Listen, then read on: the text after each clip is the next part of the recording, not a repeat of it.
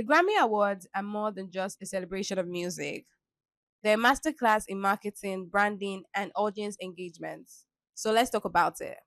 Every year, the Recording Academy orchestrates a spectacle that captivates millions and millions of people worldwide. From viral moments to strategic partnerships, the Grammy showcases some of the most effective marketing strategies in action. In an article by Billboard, the Grammy chief of marketing emphasized the success for them isn't just putting on a great show, it's about maintaining cultural relevance and solidifying the prestige of the awards for the winners, sponsors, and audience alike. Now, what does this mean in plain English? He basically was saying that for them, it's important to spark conversations and also to make sure that year on year they get increased viewership. Now, what this does for them is it means that the winners of this award or the award is excited because they know that, okay, when I win the Grammy, a lot of people are going to see me, a lot of eyeballs, visibility. It means my music can go from point A to point Z in one night. And also for sponsors, I mean, typically they're usually sponsors like Coca Cola, Pepsi, Amazon, and these brands as well. They want prestige, but they also want eyeballs. So when the Grammy gets this massive spark of conversation and viewership, the winners and sponsors of the event, and even people who donate as well, they get massive viewership, massive eyeballs, increase visibility, increase prestige, and it just makes all the difference, right? So, how do they achieve this? First is researching and finding out what conversations people are having about music, finding out what is popping, finding out who people are listening to, what songs are sparking on TikTok, on Instagram, what songs people are listening to across various genres. And that's why recently they've added a category that talks about African music because obviously from their research they have seen that okay, Afrobeat is picking up, but not just Afrobeat, there are other type of songs in Africa. You know, there's songs from South Africa, from Kenya, and they're not all under Afrobeat. So now there's a category for Africa as a whole. And I'm sure that even as the years continue to go by and they become bigger, they will also include more. So they make sure that they do their research, find out who people are listening to on Spotify, on Apple, get all of that data, and then get their nomination. Because if they don't do that research well, then people will complain and say, how would you say you're nominating this person, and you do not nominate this person? There would be too much of a discourse around there that is not really positive for them. So they need to do their research well and pick out the guys who are really doing things that people love when it comes to music and then put them out there as their nominees. And when they do these nominees, they don't just say, okay, these are the nominees. Then there's a buzz. You know, there's this feeling of being special. They have these designs on social media. They have this list on different media platforms. They have basically done partnerships with different media houses where once they announce the nominees, these nominees are obviously put on their social media platforms or different media platforms for blogs and all of that. And then they also have like interviews for them. They have radio shows, TV shows. That obviously means that even as a nominee, you're already excited even before winning. Like, that buzz, that engagement that you get, it just makes you very special. Another thing that I noticed that they've done is they have this scholarship for Black students, which reinforces the academy's commitment to diversity, creating goodwill and positive PR. So this scholarship is sponsored by Amazon and they give it out to Black students in Black universities. So this again is helping the Grammy to remain prestigious. Now there's also the award presenters. The people who present this award to the nominees or the winners eventually are also big time celebrities, people who have probably won the Grammys in the past. When I was looking at the lineup for this year's presenters, they had Will Smith, they had John Legend, they had Queen Latifah, Taylor Swift, like a lot of these big guys who have won the awards before, who people are excited to be on the same stage with, who people are excited to shake hands with. So that, of course, makes people excited to get the award as well. Then also I noticed that something they did as well is have like throwback moments from the past to say these are some of the people who have won these awards in the past. Again, this is reminding people about what they've done in the past, how this award is very prestigious, and it also taps into nostalgia, right? Because you're like, oh my God, if Beyonce has won this award before, winning the same award as Beyonce makes me feel special, makes me feel like a fan favorite, makes me feel like I have achieved so much in my life. So all of this is not a mistake from the Grammy organizers. It's very intentional to remind people and to build momentum. And that's not the only thing that they've done. They have like countdown campaigns being counting down to say 3 days to go, 4 days to go, 5 days to go. And then they also have like a podcast. I noticed that there was a podcast, a conversation that was happening around technology, around music, around being a creative. This is to have people talking even before the main thing, because again the Grammy award happens on one day. However, before that day comes, there has to be a lot of activities for them to be able to get the impressions that they want, for them to be able to get the engagement that they want, for people to keep the excitement before, after, and during the show. So they need to have these conversations going on. So the podcast also keeps the audience engaged, keeps people guessing, interacting, and talking about it across various platforms. Another thing that I noticed that they have is they have a week of Grammy celebration. So they have a whole week before the day where people are celebrating, they're partying, they're turning up.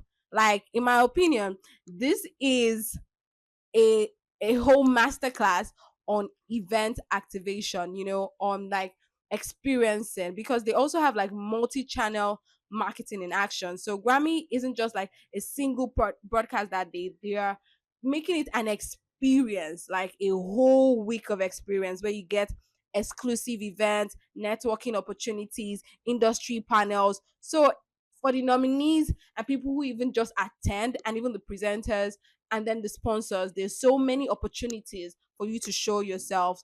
There's so many opportunities for you to be a star even though you're not the winner. So there are a lot of things: pre-shows, red carpet moments, the activations, post-shows interviews, pre and post shows interviews. Like, it's a whole 360-degree engagement strategy which allows fans to interact across various touch points. So you can interact with them across various points. Even though we're not invited, we feel like we're invited because everything is recorded, everything is live. We're seeing people, we're seeing our guests turn up, and we're seeing them dressed. Like, it's so beautiful. So like I said, it's a whole marketing lesson. I'm sitting down here and I'm just taking note. Like, this is a massive rollout, and I think that is something that brands can definitely like learn from, right? And I'm excited to learn from me, right? I'm definitely excited to learn from me, and I intend to, basically practice some of these things. But the Grammy organizers are not the only ones that we can learn from in this case. I believe that we can also learn from the artists, because these artists also have to make sure that they've been given the platform, they utilize it. And number of people given platforms go from the presenters to the nominees to the people who sing on stage to the someone like Trevor Noah, who had a whole moment of saying he's been the presenter for the last 5 years, then also the brands as well.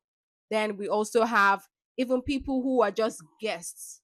Everyone who is there knows that, okay, there are millions and millions of people who are going to be watching me today, or who have an opportunity. It's like an opportunity, and that moment means you have to utilize it. I mean, even me sitting down here and making this video, this is me utilizing the fact that the Grammy has millions and millions of people talking about it right now. And it also makes me know that it teaches a lesson of the fact that virality sometimes can be planned. So yes, you might not know what type of content will go. I mean, we like to create like evergreen content, right? However, you can also imagine, or like envision that if I create a content about Grammy today, a day after Grammy has happened, Grammy Awards has held, then there's very likelihood that my video will go viral because people are talking about it right now. So it's a great opportunity. So for people who attended themselves, there are things that we can learn from them. So very quickly, first, for people who are nominated and then go ahead to even be winners, I would notice the first thing is the storytelling, right? Even from the moment they were they are nominated, we see a lot of people start to talk about the story behind that song, how it was a moment in their life. They start to have like TikToks, and then they go on radio shows and TV shows to tell you the story, to build a connection. So that even if they don't win, they are able to strike a chord with you, even as a nominee. So that tells you the power of storytelling. Another place that we see storytelling from even the artists themselves is during the speech. Now, for people who eventually win, because for that, how many minutes that you have to talk and say thank you, that's a moment where most people just go very inspirational, motivational. They tell you about their life, all of that. It is not by mistake, it is intentional, because by doing this, then you have a moment of virality. Because if your speech is so good, people will talk about it, people will repost it weeks on weeks. Every time when someone wants to be motivated on a Monday, they will remember you. So that's like the power of storytelling. And storytelling isn't just in the words, it's also how you come forward. And that will speak to, fashion and dressing, because when some people step on stage, I was just on Instagram some few minutes ago, and the first thing I saw was Kanye and his wife, and his wife's outfit was just sparking conversation. Kanye did not win any award, his wife did not win any award, but because of the way she was dressed, she already has tapped into the virality of this moment, right? Same thing goes for Lady Gaga, who used it as an opportunity to announce her new song. So, like, every touch point is an opportunity for you to go viral. And so you can do this in the way that you dress, in the things that you say. I remember, was it Grammy or Oscars, where Will Smith slapped somebody and we spoke about it for weeks, right? So everything you do at that point, because of the number of people watching, there is great potential for virality. So you're definitely telling your story and you need to tell it well. Another thing that we've seen that artists do is oftentimes before or after being nominated for a Grammy award, because they know that in that moment people are going to be talking about them, people are going to be streaming their songs to find out, okay, was this song really worth winning that award? Was it worth the win?